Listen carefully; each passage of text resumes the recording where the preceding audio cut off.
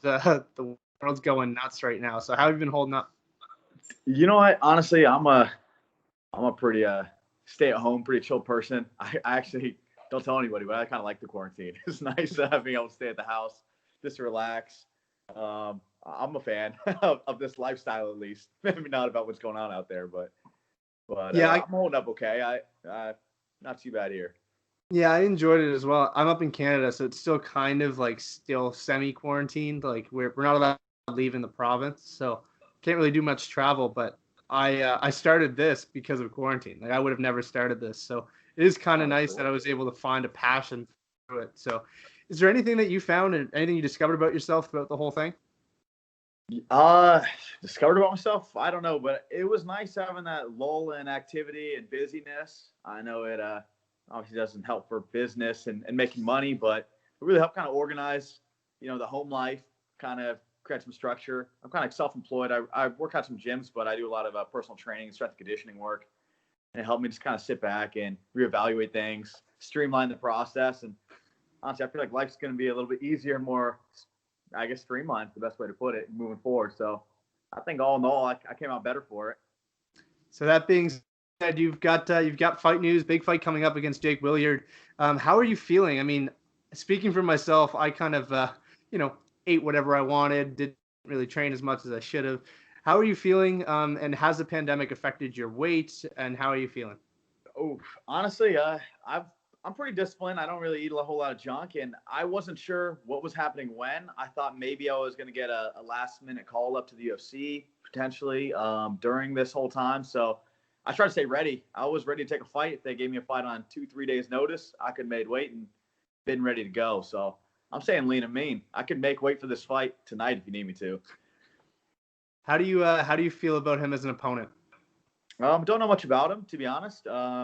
It's just a guy there. I'm here to show him active. I think it's been, well, I don't even know, 17 months, 18 months. I just want to get back in there. It's been a long time off between the COVID injury, waiting for fights that I thought were going to happen and then fell through. And it's been a lot of downtime. And I'm just getting stir crazy. I want to go on there and do what I love to do. Everybody talks about ring rust. I mean, you hear so many guys mention it, like, "Oh, I haven't fought in a year, 2 years, 3 years. It feels weird." Have you thought of that? Maybe like it'll take you a little while to get in the groove of it. And how do you kind of change your preparation, knowing that? I don't think so. I've had a couple long layoffs, unfortunately, before. Not even close to this long course, Yeah. but I've had injuries. I've had fights fall through after one after another, and I just stay focused. I use a lot of visualization. Um, just seeing myself doing what I do, and when I get in there, I don't really feel rusty or nervous. As long as my timing's good from training, I think I just get out there and I'm eager to perform. I feel more excited than anything else. I want to talk about your loss. I know everyone comes out here and they start talking about your wins, but I want Okay. to I All want to right. pinpoint Taking on where it that hurts. loss. Okay, let's hear it. So when you lose a fight early on in your career, how do you rebound? Like so many people are probably like, you know what, maybe this isn't me, this isn't for me. I know it was close. Did you look back at it and say, you know what, learning experience, I'm going to be better from it? Or was there a time where you're like, you know what, maybe I'm not cut out for this?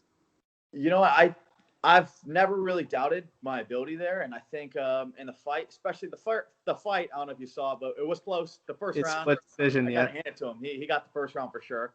I had a lot of issues there and adjusting and adapting, but I made some good adjustments. So I think it helps losing the fight, but knowing I was building momentum at the end. So I felt like I was winning as it went, as opposed to the flip side around. So maybe that helped lessen the blow from it, I guess. But to answer your question, it was definitely a learning experience. I think on a multiple fronts, I really changed the way I approach my training, taking fights. I was a little injured in there, and I was, when you're undefeated, you kind of get a little arrogant. The fight before that, Yeah. I banged on my rib. I couldn't even throw a right hand, and I beat the guy. And I was like, this is going to be not a problem. And I was wrong. I had a hamstring injury. I couldn't really move well. And the guy was talented. I was kind of overlooking him, and he ended up being a pretty talented fighter. So I changed the way I approach my preparation. I changed the way he exposed a lot of weaknesses in my style, to be honest.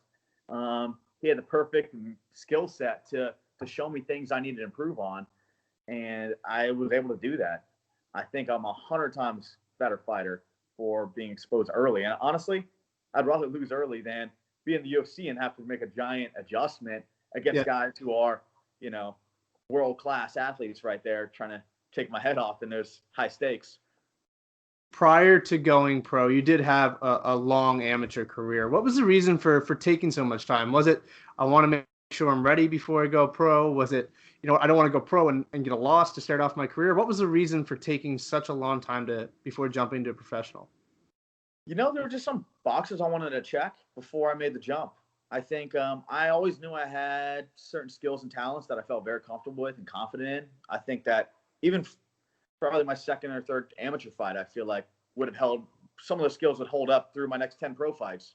But there were some things I hadn't developed, and I wanted to make sure I could do those things. And some of my amateur fights, I would even, and my coach would tell me to drag it on. Like, hey, man, we're having a hard time getting fights.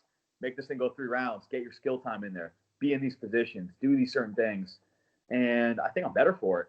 I think it's definitely helped out a lot. You mentioned having a hard time finding fights. One of the things I noticed when I go through your Tapology is every fight, I think, is in a different organization. Yeah. What's the reason for that? Is it just like not being able to find fights? Is it not being able to stick with an organization? What is it? I think it's twofold there. So I think a lot of it is a lot of the organizations I fought for were local regional shows, and some of them just ended up going under afterwards. Like one of my favorites, the RFO, great promotion, but they ended up closing down, didn't get another chance to fight for them, and a lot of them were that way. Some of them, where I started my career in Ohio and Columbus, it's one big gym, Ronin Training Center right now that absorbed all the other gyms. And if you want to fight anybody in Columbus, you're going to fight your own teammate. So a lot of the local promotions had champions in my weight class, and we didn't want to fight each other. Yeah. So kind of sit on the sidelines. So a lot of them I'd wait for my teammate to lose, and then I go beat the guy that beat him. So it was a lot of waiting my turn, I guess, if you will. And then anytime you're fighting outside of your hometown, they're only bringing you in to lose. So they're not driving me up there to pay me to go beat up their guy. So unfortunately, that's where a lot of the waiting comes in. One of the perks of the pandemic has been opportunities. I mean, you're hearing guys like Matthew Semmelsberger, guys that I've never even heard of getting shots in the UFC. Does that, as someone on the outside looking in, does that look like you've got to be really motivated? It's like, man, if I go out there, get a win, someone pulls out of the Contender Series, I'm right there. If someone pulls out of an event, I'm available. So absolutely.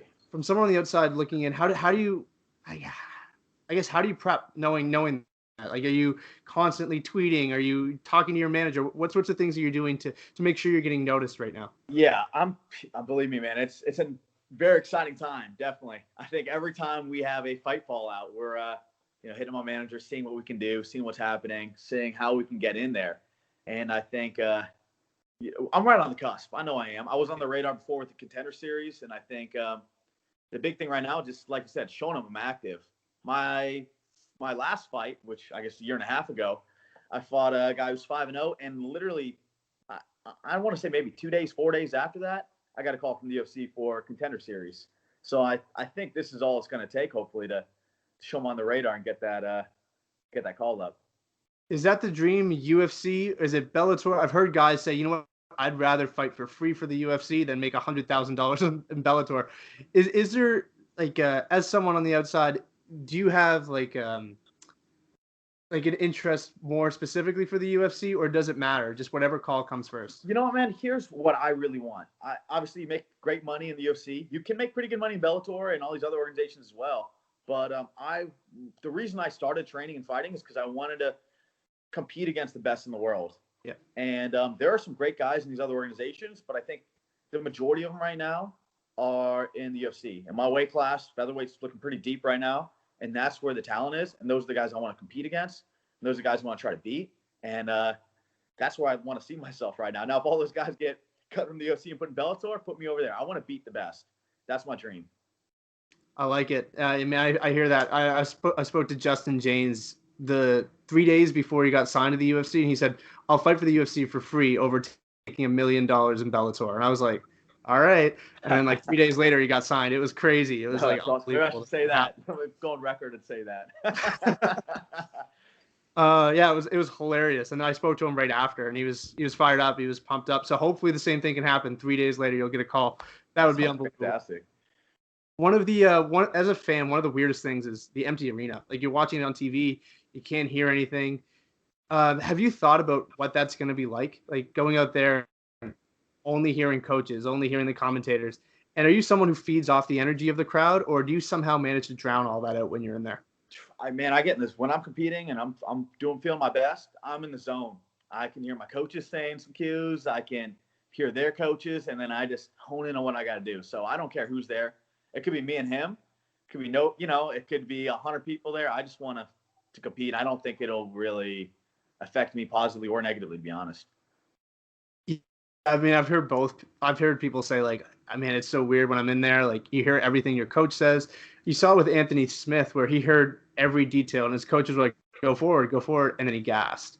Is that something that you've thought of? Like maybe I should listen to some things and pick and choose what I listen to, and maybe not push myself too I much. got a good dynamic with my coaches. They don't overcoach. They let me get in the flow. They give me the zone. They give me the cues I need to hone in on what I need to do to flow and do my thing. So I don't think that's an issue for me.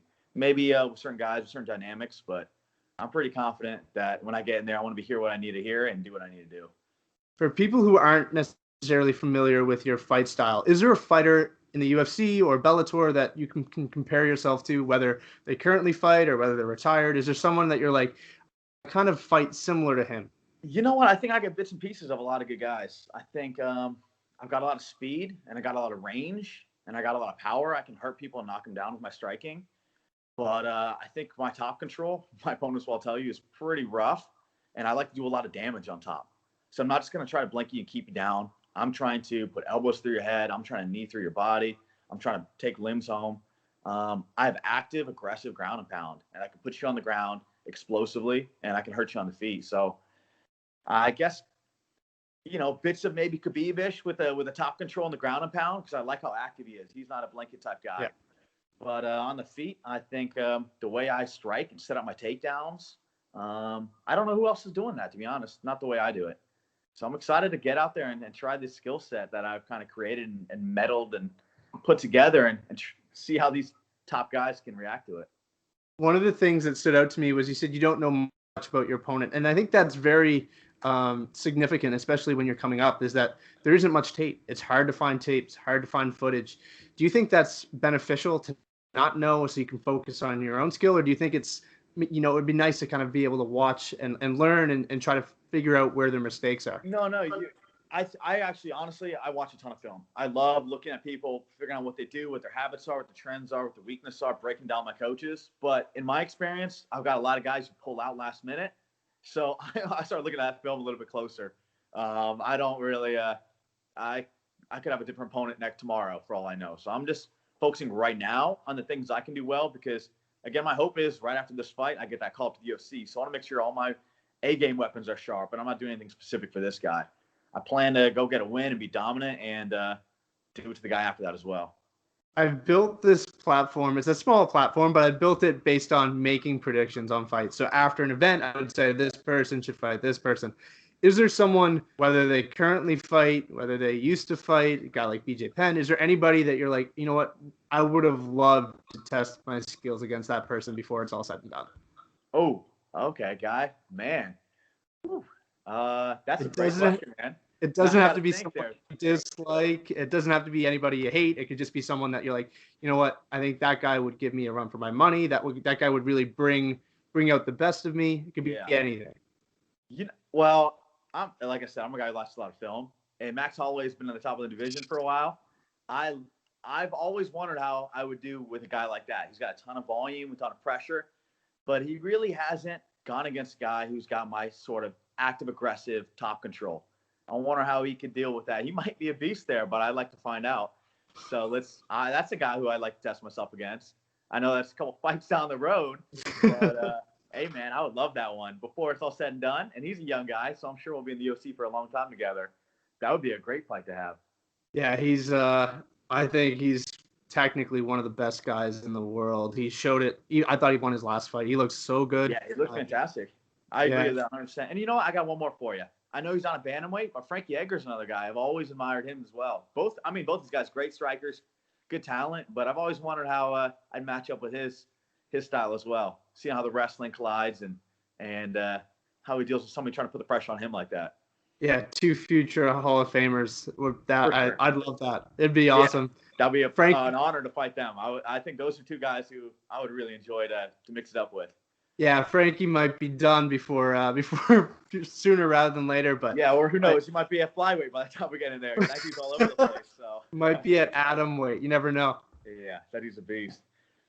Another thing I made my platform on was making predictions. So there's a big fight, two big fights coming up. Israel Adesanya is fighting Paulo Costa. I know it's not in your division, but I mean everybody's gonna have their eyes peeled for that one. What's your prediction for that fight?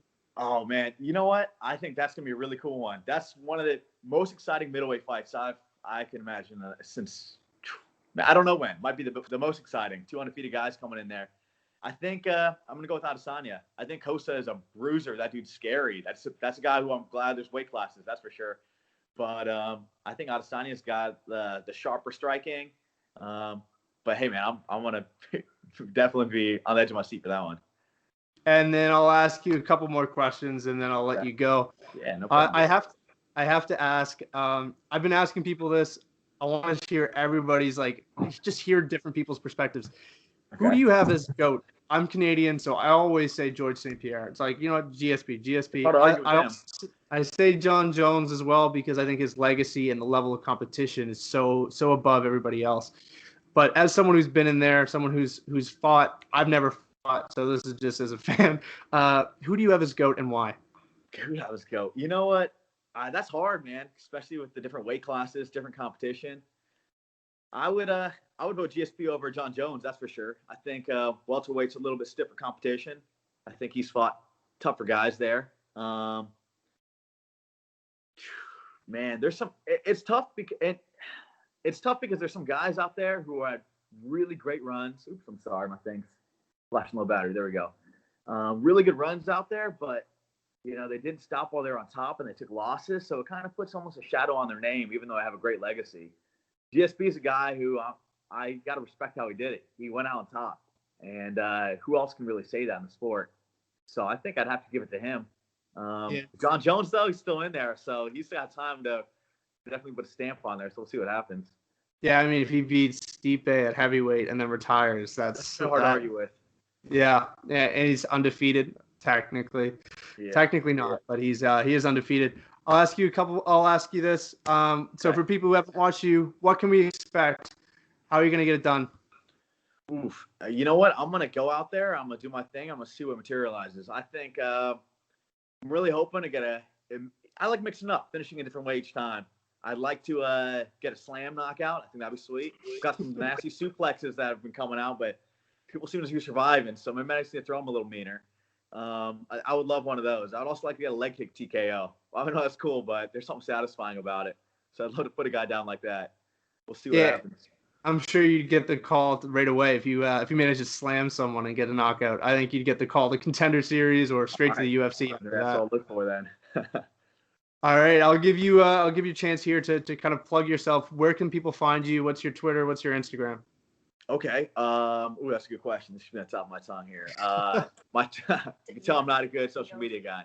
I don't tweet. I definitely don't tweet. My wife's telling me right in the corner, like, don't even worry about that one. Adli Edwards is my Instagram. That's probably the best way to stay as up to date as you can on what I'm doing. Definitely go for that. And I think that's about all I use. Is that right? My wife's giving me a thumbs up over here. All right, awesome. Well, that's the best way to do it. All right, awesome. Thank you for the time, man. I appreciate it. And all the best of luck on October 3rd. Stay safe, stay healthy, wash your hands, don't catch anything. So you got it, man. I appreciate the time, man. Thanks for the interview. All right, man. All the best. All right, take care, dude. Bye.